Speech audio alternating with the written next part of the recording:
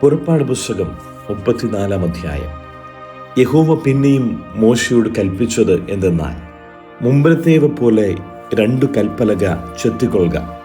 എന്നാൽ നീ പൊട്ടിച്ചു കളഞ്ഞ മുമ്പിലത്തെ പലകയിൽ ഉണ്ടായിരുന്ന വചനങ്ങളെ ഞാൻ ആ പലകയിൽ എഴുതും. നീ ഒരുങ്ങി രാവിലെ തന്നെ സീനായി പർവ്വതത്തിൽ കയറി പർവ്വതത്തിൻ്റെ മുകളിൽ എൻ്റെ സന്നിധിയിൽ വരേണം. നിന്നോട് കൂടെ ആരും കയറരുത്, പർവ്വതത്തിലെങ്ങും ആരെയും കാണരുത്. പർവ്വതത്തിനരികെ ആടുകളോ കന്നുകാലികളോ മേയുകയും അരുത്. അങ്ങനെ മോശ മുമ്പിലത്തേവ പോലെ 2 കൽപ്പലക ചെത്തി അതികാലത്ത് എഴുന്നേറ്റ് യഹോവ തന്നോട് കൽപ്പിച്ചതുപോലെ സീനായി പർവ്വതത്തിൽ കയറി കൽപ്പലക 2 കയ്യിലെടുത്തുകൊണ്ടുപോയി.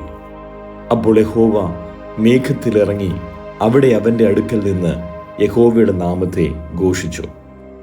യഹോവ അവൻ്റെ മുമ്പാകെ കടന്നു ഘോഷിച്ചത് എന്തെന്നാൽ, യഹോവയായ ദൈവം കരുണയും കൃപയുമുള്ളവൻ, ദീർഘക്ഷമയും മഹാദയയും വിശ്വസ്തതയുമുള്ളവൻ, 1000 ദയ പാലിക്കുന്നവൻ, അകൃത്യവും അതിക്രമവും പാപവും ക്ഷമിക്കുന്നവൻ, കുറ്റമുള്ളവനെ വെറുതെ വിടാതെ പിതാക്കന്മാരുടെ അകൃത്യം മക്കളുടെ മേലും മക്കളുടെ മക്കളുടെ മേലും 3-ാമത്തെയും 4-ാമത്തെയും തലമുറയോളം സന്ദർശിക്കുന്നവൻ.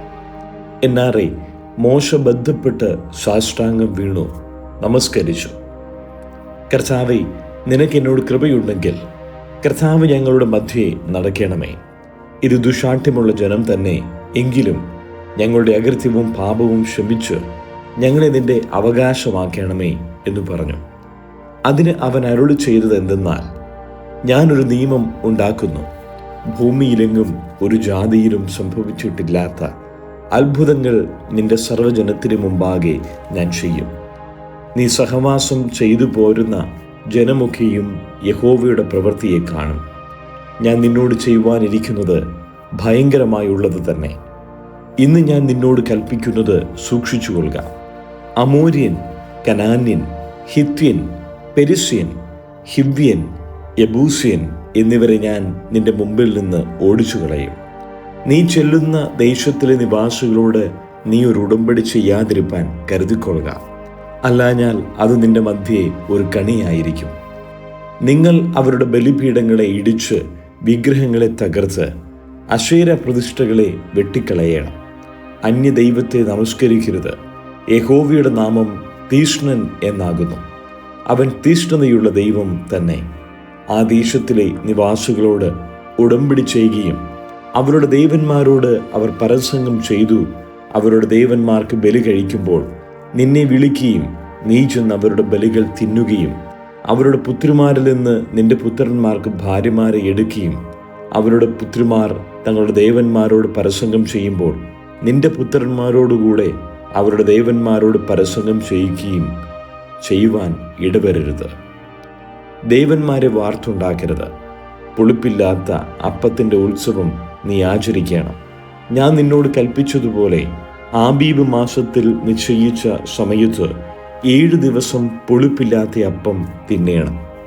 ആബീബ് മാസത്തിലല്ലോ നീ മിസ്രയീമിൽ നിന്ന് പുറപ്പെട്ടു പോന്നത്. ആദ്യം ജനിക്കുന്നതൊക്കെയും നിന്റെ ആടുകളുടെയും കന്നുകാലുകളുടെയും കൂട്ടത്തിൽ കടിഞ്ഞൂലായ ആണൊക്കെയും എനിക്കുള്ളത് ആകുന്നു. എന്നാൽ കഴുതയുടെ കടിഞ്ഞൂലിനെ ആട്ടിൻകുട്ടിയെ കൊണ്ട് വീണ്ടുകൊള്ളേണം. വീണ്ടുകൊള്ളുന്നില്ലെങ്കിൽ അതിൻ്റെ കഴുത്ത് ഒടിച്ചു കളയണം. നിന്റെ പുത്രന്മാരിൽ ആദിജാതനെയൊക്കെയും വീണ്ടുകൊള്ളേണം. വെറും കൈയോടെ നിങ്ങൾ എൻ്റെ മുമ്പാകെ വരരുത്. 6 ദിവസം വേല ചെയ്യണം. 7-ാം ദിവസം സ്വസ്ഥമായിരിക്കണം.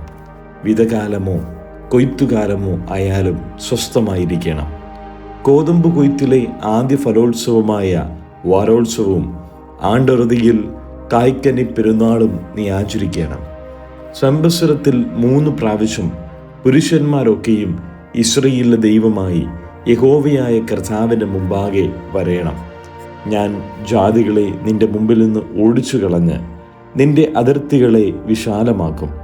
നീ സംവത്സരത്തിൽ 3 പ്രാവശ്യം നിന്റെ ദൈവമായ യഹോവയുടെ മുമ്പാകെ ചെല്ലുവാൻ കയറിപ്പോയിരിക്കുമ്പോൾ ഒരു മനുഷ്യനും നിന്റെ ദേശം മോഹിക്കുകയില്ല. എൻ്റെ യാഗരക്തം പുളിപ്പുള്ള അപ്പത്തോടു കൂടെ അർപ്പിക്കരുത്. പെസഹ പെരുന്നാളിലെ യാഗം പ്രഭാതകാലം വരെ വെച്ചേക്കരുത്. നിന്റെ നിലത്തിലെ ആദ്യ വിളവിൻ്റെ ആദ്യഫലം നിന്റെ ദൈവമായ യഹോവയുടെ ആലയത്തിൽ കൊണ്ടുവരേണം. കോലാട്ടിൻകുട്ടിയെ അതിൻ്റെ തള്ളയുടെ പാലിൽ പാകം ചെയ്യരുത്. യഹോവ പിന്നെയും മോശയോട്, ഈ വചനങ്ങളെ എഴുതിക്കൊള്ളുക. ഈ വചനങ്ങൾ ആധാരമാക്കി ഞാൻ നിന്നോടും ഇസ്രയേലിനോടും നിയമം ചെയ്തിരിക്കുന്നു എന്നരുളി ചെയ്തു. അവൻ അവിടെ ഭക്ഷണം കഴിക്കാതെയും വെള്ളം കുടിക്കാതെയും 40 പകലും 40 രാവും യഹോവയോട് കൂടെ ആയിരുന്നു. അവൻ 10 കൽപ്പനയായ നിയമത്തിൻ്റെ വചനങ്ങളെ പലകയിൽ എഴുതിക്കൊടുത്തു. അവൻ തന്നോട് അരുളി ചെയ്തത് നിമിത്തം തൻ്റെ മുഖത്തിൻ്റെ ത്വക്ക് പ്രകാശിച്ചു എന്ന് മോശ സാക്ഷ്യത്തിൻ്റെ പലക രണ്ടും കയ്യിൽ പിടിച്ചുകൊണ്ട് സീനായി പർവ്വതത്തിൽ നിന്ന് ഇറങ്ങുമ്പോൾ അറിഞ്ഞില്ല. അഹരോനും ഇസ്രായേൽ മക്കൾ എല്ലാവരും മോശയെ നോക്കിയപ്പോൾ അവൻ്റെ മുഖത്തിൻ്റെ ത്വക്ക് പ്രകാശിക്കുന്നത് കണ്ടു. അതുകൊണ്ട് അവർ അവൻ്റെ അടുക്കൽ ചെല്ലുവാൻ ഭയപ്പെട്ടു. മോശ അവരെ വിളിച്ചു. അപ്പോൾ അഹരോനും സഭയിലെ പ്രമാണികളൊക്കെയും അവൻ്റെ അടുക്കൽ മടങ്ങി വന്നു. മോശ അവരോട് സംസാരിച്ചു. അതിൻ്റെ ശേഷം ഇസ്രായേൽ മക്കളൊക്കെയും അവൻ്റെ അടുക്കൽ വന്നു. സീനായി പർവ്വതത്തിൽ വെച്ച് യഹോവ തന്നോട് അരുളി ചെയ്തതൊക്കെയും അവൻ അവരോട് ആജ്ഞാപിച്ചു. മോശ അവരോട് സംസാരിച്ചു കഴിഞ്ഞപ്പോൾ അവൻ തൻ്റെ മുഖത്ത് ഒരു മൂടുപടം ഇട്ടു. മോശ യഹോവയോട് സംസാരിക്കേണ്ടതിന് അവൻ്റെ സന്നിധാനത്തിൽ കിടക്കുമ്പോൾ പുറത്തു വരുവോളം മൂടുപടം നീക്കിയിരിക്കും. തന്നോട് കൽപ്പിച്ചത് അവൻ പുറത്തു വന്ന് ഇസ്രായേൽ മക്കളോട് പറയും. ഇസ്രായേൽ മക്കൾ മോശയുടെ മുഖത്തിൻ്റെ ത്വക്ക് പ്രകാശിക്കുന്നതായി കണ്ടതുകൊണ്ട് മോശ അവനോട് സംസാരിക്കേണ്ടതിന് അകത്ത് കടക്കുവോളം മൂടുപടം പിന്നെയും തൻ്റെ മുഖത്ത് ഇട്ടുകൊള്ളും. പുറപ്പാട് പുസ്തകം 35-ാം അധ്യായം. അനന്തരം മോശ ഇസ്രായേൽ മക്കളുടെ സംഘത്തെ ഒക്കെയും കൂട്ടി അവരോട് പറഞ്ഞത്, നിങ്ങൾ ചെയ്യുവാൻ യഹോവ കൽപ്പിച്ച വചനങ്ങൾ ആവിത്. 6 ദിവസം വേല ചെയ്യണം. 7-ാം ദിവസം നിങ്ങൾക്ക് വിശുദ്ധമായി യഹോവയുടെ മഹാസ്വസ്ഥതയുള്ള ശബ്ബത്ത് ആയിരിക്കണം. അന്ന് വേല ചെയ്യുന്നവനെല്ലാം മരണശിക്ഷ അനുഭവിക്കണം. ശബ്ബത്ത് നാളിൽ നിങ്ങളുടെ വാസസ്ഥലങ്ങളിൽ എങ്ങും തീ കത്തിക്കരുത്. മോശ പിന്നെയും ഇസ്രായേൽ മക്കളുടെ സർവ്വസഭയോടും പറഞ്ഞത്, യഹോവ കൽപ്പിച്ചത് എന്തെന്നാൽ, നിങ്ങളുടെ ഇടയിൽ നിന്ന് യഹോവയ്ക്കൊരു വഴിപാട് എടുപ്പിൻ. നല്ല മനസ്സുള്ളവനെല്ലാം യഹോവയ്ക്ക് വഴിപാട് കൊണ്ടുവരേണം. പൊന്ന്, വെള്ളി, താമ്രം, നീലനൂൽ, ധൂമ്രനൂൽ, ചുവപ്പുനൂൽ, പഞ്ഞുനൂൽ, കോലാട്ട് രോമം, ചുവപ്പിച്ച ആട്ടുകൊറ്റൻ തോൽ, തകശ് തോൽ, ഖദിരമരം, വിളക്കിന് എണ്ണ, അഭിഷേക തൈലത്തിന്, പരിമള ധൂപത്തിനും സുഗന്ധവർഗം, ഗോമേതകക്കല്ല്, ഏഫോദിനും പതക്കത്തിനും പതിക്കേണ്ടുന്ന കല്ല് എന്നിവ തന്നെ. നിങ്ങളിൽ ജ്ഞാനികളായ എല്ലാവരും വന്ന് യഹോവ കൽപ്പിച്ചിരിക്കുന്നതൊക്കെയും ഉണ്ടാക്കണം. തിരുനിവാസം, അതിൻ്റെ മൂടുവരി, പുറമൂടി, കൊളുത്തുകൾ, പലകകൾ, അന്താഴങ്ങൾ, തൂണുകൾ, ചുവടുകൾ, പെട്ടകം, അതിൻ്റെ തണ്ടുകൾ, കൃപാസനം, മറയുടെ തിരശീല, മേശ, അതിൻ്റെ തണ്ടുകൾ, ഉപകരണങ്ങൾ ഒക്കെയും, കാഴ്ചയപ്പം, വെളിച്ചത്തിന് നിലവിളക്ക്, അതിൻ്റെ ഉപകരണങ്ങൾ, അതിൻ്റെ ദീപങ്ങൾ, വിളക്കിന് എണ്ണ, ധൂപപീഠം, അതിൻ്റെ തണ്ടുകൾ, അഭിഷേക തൈലം, സുഗന്ധ ധൂപവർഗം, തിരുനിവാസത്തിലേക്കുള്ള പ്രവേശന വാതിലിൻ്റെ മറശീല, ഹോമയാഗപീഠം, അതിൻ്റെ താമ്ര ജാലം, തണ്ടുകൾ, അതിൻ്റെ ഉപകരണങ്ങളൊക്കെയും, തൊട്ടി, അതിൻ്റെ കാൽ, പ്രാകാരത്തിൻ്റെ മറശീലകൾ, അതിൻ്റെ തൂണുകൾ, ചുവടുകൾ, പ്രാകാരവാതിലിൻ്റെ മറ, തിരുനിവാസത്തിൻ്റെ കുറ്റികൾ, പ്രാകാരത്തിൻ്റെ കുറ്റികൾ, അവയുടെ കയറുകൾ, വിശുദ്ധ മന്ദിരത്തിൽ ശുശ്രൂഷ ചെയ്യുവാൻ വിശേഷ വസ്ത്രങ്ങൾ, പുരോഹിതനായ അഹരോന്റെ വിശുദ്ധ വസ്ത്രം, പുരോഹിത ശുശ്രൂഷയ്ക്കായി അവൻ്റെ പുത്രന്മാരുടെ വസ്ത്രങ്ങൾ എന്നിവ തന്നെ. അപ്പോൾ ഇസ്രായേൽ മക്കളുടെ സർവ്വസഭയും മോശയുടെ മുമ്പിൽ നിന്ന് പുറപ്പെട്ടു. ഹൃദയത്തിൽ ഉത്സാഹവും മനസ്സിൽ താൽപ്പര്യവും തോന്നിയവൻ എല്ലാം സമാഗമന കൂടാരത്തിൻ്റെ പ്രവൃത്തിക്കും അതിൻ്റെ സകല ശുശ്രൂഷയ്ക്കും വിശുദ്ധ വസ്ത്രങ്ങൾക്കും വേണ്ടി യഹോവയ്ക്ക് വഴിപാട് കൊണ്ടുവന്നു. പുരുഷന്മാരും സ്ത്രീകളുമായി ഔദാര്യ മനസ്സുള്ളവർ എല്ലാവരും യഹോവയ്ക്ക് പൊൻ വഴിപാട് കൊടുപ്പാൻ നിശ്ചയിച്ചവരൊക്കെയും വള, കുണുക്ക്, മോതിരം, മാല മുതലായ സകലവിധ പൊന്നാഭരണങ്ങളും കൊണ്ടുവന്നു. നീലനൂൽ, ധൂമ്രനൂൽ, ചുവപ്പുനൂൽ, പഞ്ഞുനൂൽ, കോലാട്ട് രോമം, ചുവപ്പിച്ച ആട്ടുകൊറ്റൻ തോൽ, തകശുതോൽ എന്നിവ കൈവശമുള്ളവർ അത് കൊണ്ടുവന്നു. വെള്ളിയും താമ്രവും വഴിപാട് കൊടുപ്പാൻ നിശ്ചയിച്ചവനെല്ലാം യഹോവയ്ക്ക് വഴിപാട് കൊണ്ടുവന്നു. ശുശ്രൂഷയിലെ എല്ലാ പണിക്കുമായി ഖദിരമരം കൈവശമുള്ളവൻ അത് കൊണ്ടുവന്നു. സാമർഥ്യമുള്ള സ്ത്രീകളൊക്കെയും തങ്ങളുടെ കൈകൊണ്ട് നൂറ്റ നീലനൂലും ധൂമ്രനൂലും ചുവപ്പ് നൂലും പഞ്ഞിനൂലും കൊണ്ടുവന്നു.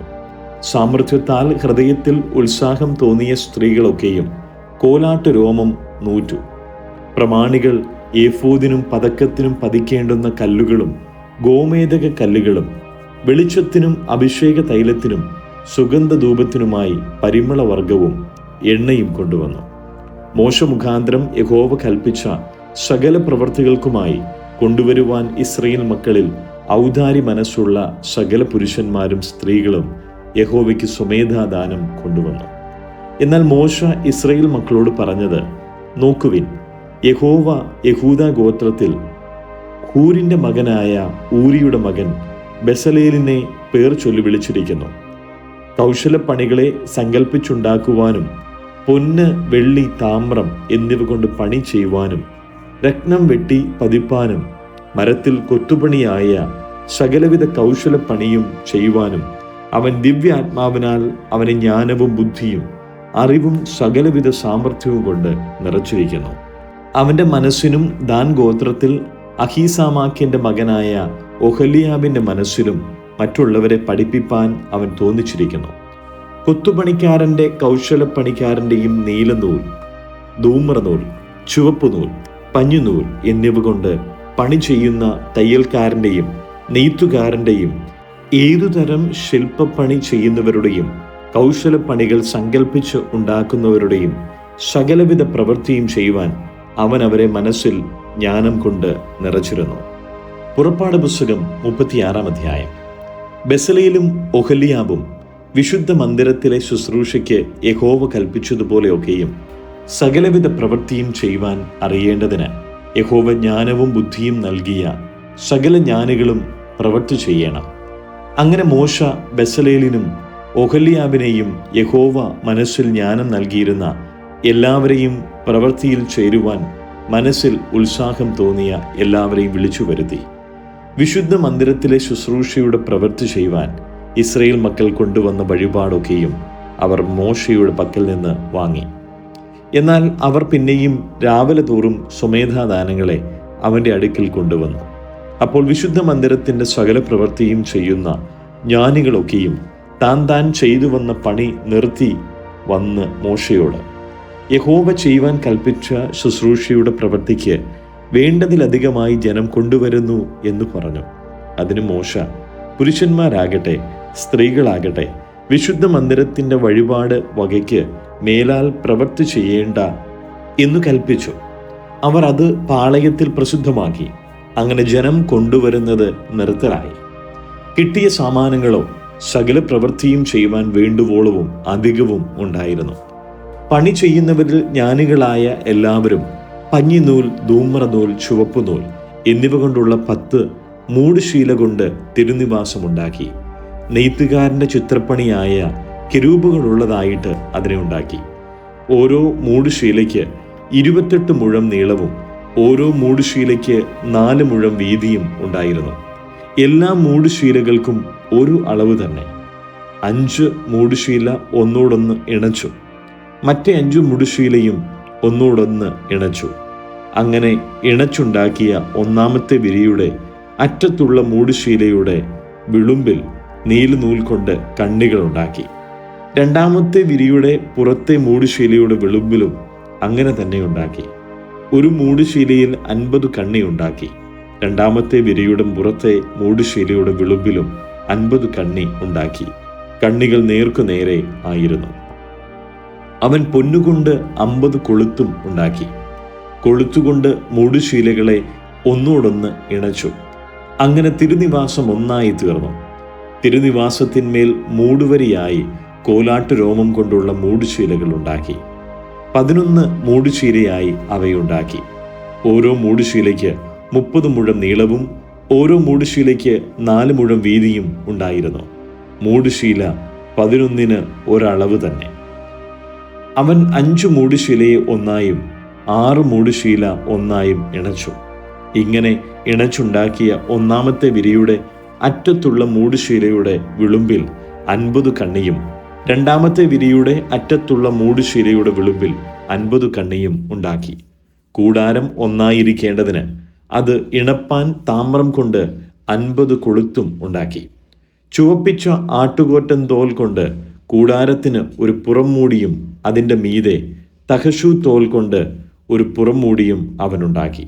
ഖദിരമരം കൊണ്ട് തിരുനിവാസത്തിന് നിവരെ നിൽക്കുന്ന പലകകളും ഉണ്ടാക്കി. ഓരോ പലകയ്ക്ക് 10 മുഴം നീളവും ഓരോ പലകയ്ക്ക് 1.5 മുഴം വീതിയും ഉണ്ടായിരുന്നു. ഓരോ പലകയ്ക്ക് തമ്മിൽ ചേർന്നിരിക്കുന്ന ഈ 2 കുടുമ ഉണ്ടായിരുന്നു. ഇങ്ങനെ തിരുനിവാസത്തിൻ്റെ എല്ലാ പലകയ്ക്കും ഉണ്ടാക്കി. അവൻ തിരുനിവാസത്തിന് പലക ഉണ്ടാക്കിയത് തെക്കുവശത്തേക്ക് 20 പലക. ഒരു പലകയുടെ അടിയിൽ 2 കുടുമയ്ക്ക് 2 ചുവടും മറ്റൊരു പലകയുടെ അടിയിൽ 2 കുടുമയ്ക്ക് 2 ചുവടും, ഇങ്ങനെ 20 പലകയുടെ അടിയിൽ വെള്ളി കൊണ്ട് 40 ചുവട് അവനുണ്ടാക്കി. തിരുനിവാസത്തിൻ്റെ മറുപുറത്ത് വടക്കുവശത്തേക്ക് 20 പലക ഉണ്ടാക്കി. ഒരു പലകയുടെ അടിയിൽ 2 ചുവടും മറ്റൊരു പലകയുടെ അടിയിൽ 2 ചുവടും, ഇങ്ങനെ അവയ്ക്ക് 40 വെള്ളിച്ചുവട് ഉണ്ടാക്കി. തിരുനിവാസത്തിൻ്റെ പടിഞ്ഞാറ് വശത്തേക്ക് 6 പലക ഉണ്ടാക്കി. തിരുനിവാസത്തിൻ്റെ ഇരുവശത്തുമുള്ള കോണുകൾക്ക് ഈ 2 പലക ഉണ്ടാക്കി. അവ താഴെ ഇരട്ടയായും മേലറ്റത്ത് ഒന്നാമത്തെ വളയം വരെ തമ്മിൽ ചേർന്ന് ഒറ്റയായും ഇരുന്നു. 2 മൂലയിലുള്ള 2നും അങ്ങനെ തന്നെ ചെയ്തു. ഇങ്ങനെ 8 പലകയും ഓരോ പലകയുടെ അടിയിൽ ഈ 2 ചുവടായി 16 വെള്ളിച്ചുവടും ഉണ്ടായിരുന്നു. അവൻ ഖദിരമരം കൊണ്ട് അന്താഴങ്ങളും ഉണ്ടാക്കി. തിരുനിവാസത്തിൻ്റെ ഒരു വശത്തെ പലകയ്ക്ക് 5 അന്താഴം, തിരുനിവാസത്തിൻ്റെ മറുവശത്തെ പലകയ്ക്ക് 5 അന്താഴം, തിരുനിവാസത്തിൻ്റെ പടിഞ്ഞാറേ ഭാഗത്ത് പിൻവശത്തെ പലകയ്ക്ക് 5 അന്താഴം.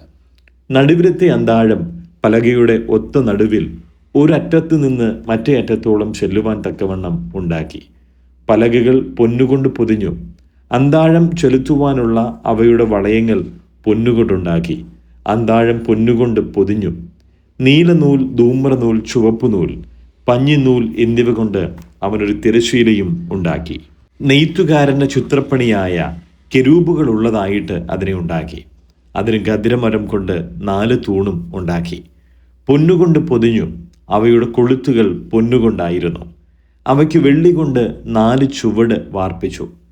കൂടാരത്തിൻ്റെ വാതിലിന് നീലനൂൽ, ധൂമ്രനൂൽ, ചുവപ്പുനൂൽ, പഞ്ഞിനൂൽ എന്നിവ കൊണ്ട് ചിത്രത്തയ്യൽക്കാരൻ്റെ പണിയായ ഒരു മറശ്ശീലയും അതിന് 5 തൂണും അവയ്ക്ക് കൊളുത്തും ഉണ്ടാക്കി. അവയുടെ കുമിഴുകളും മേൽചുറ്റുപടികളും പൊന്നുകൊണ്ട് പൊതിഞ്ഞു. എന്നാൽ അവയുടെ ചുവട് 5 താമ്രം കൊണ്ട് ആയിരുന്നു.